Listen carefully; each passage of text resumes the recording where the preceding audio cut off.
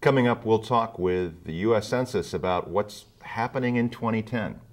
It's next in the St. Paul Forum.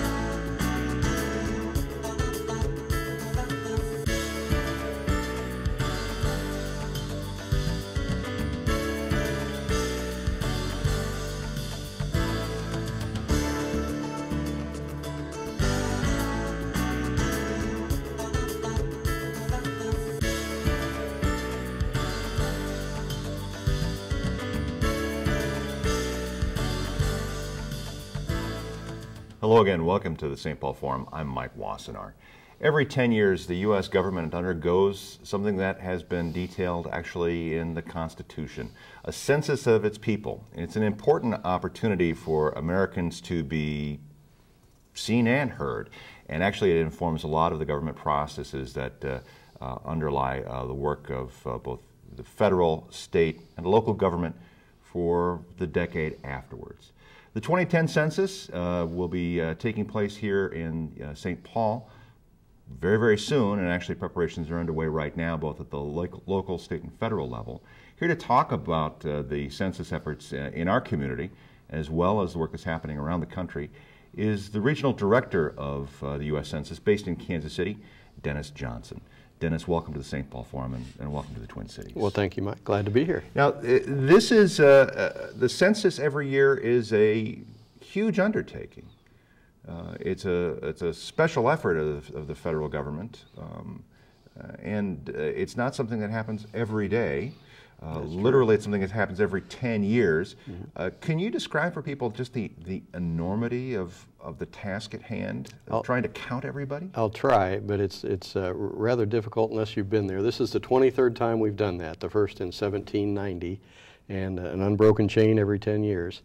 It's been called, and every 10 years it's been called the new largest non-military event in U.S. history. So that's how big it is. It's the biggest thing that we do domestically in the country, and we're going to involve probably 750,000 people as workers, and will involve every single person in the country as part of the census. So that's how massive it is. You know, and the goal of the enumeration is to ensure that we've got an adequate accounting of who lives within the United States, and in order for our government to be representative. That's really at the heart of the matter in terms of why this is important for us constitutionally, right? That's why I get so excited, because it is the very basis. That's why it's in Article 1, Section 2 of the Constitution, to make sure that you and I each have equal representation at all levels of government, whether it be local, state, or federal. That's why it was started, but it's grown into so much more since then. And we'll talk about this, I'm sure, much more, but about $300 billion every year of federal funds are redistributed back to states and local governments based on the numbers that we will collect 1 year from now, April 1st of 2010.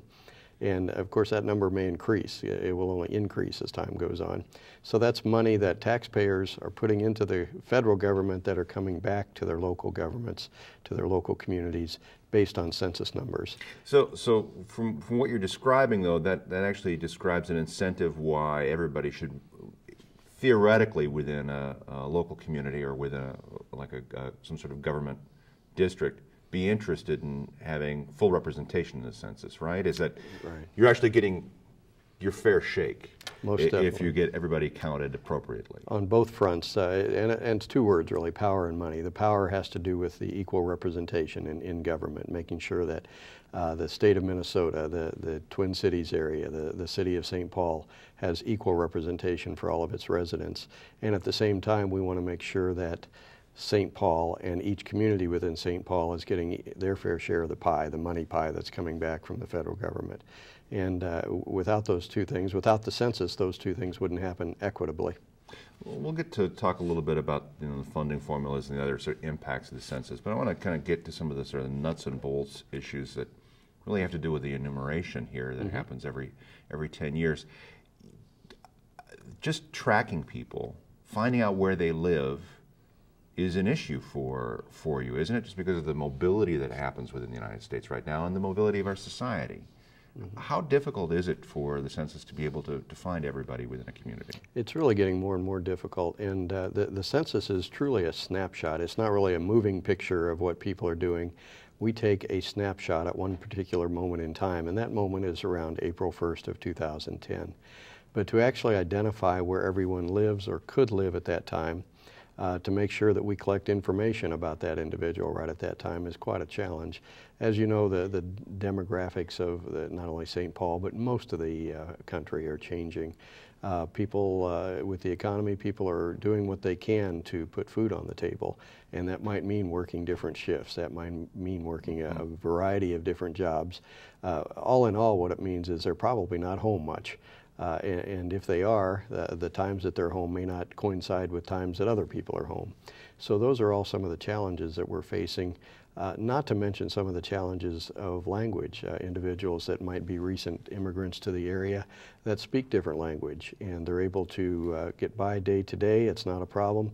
But for us to communicate the importance of the census and for them to understand and respond to the census may be a challenge. So how do you deal with trying to communicate with a diverse audience like that? I mean, in the Twin Cities alone, you're probably looking at 90 or 100 languages that can be spoken, let alone Minnesotan being spoken. But in terms of just the diverse number of people who have settled within the area and for whom English is not their first language, how do you deal with those kind of barriers? I think the key word here is partnership. The Census Bureau facilitates the whole census process.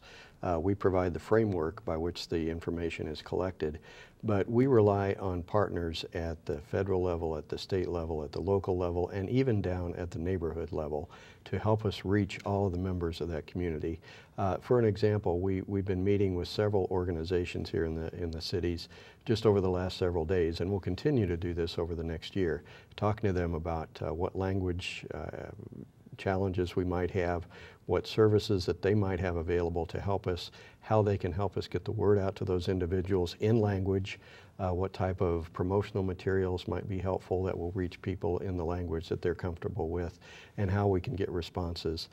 We have devised, I believe it's 55 languages that we can ask questions in on the census. So that will cover the majority of languages.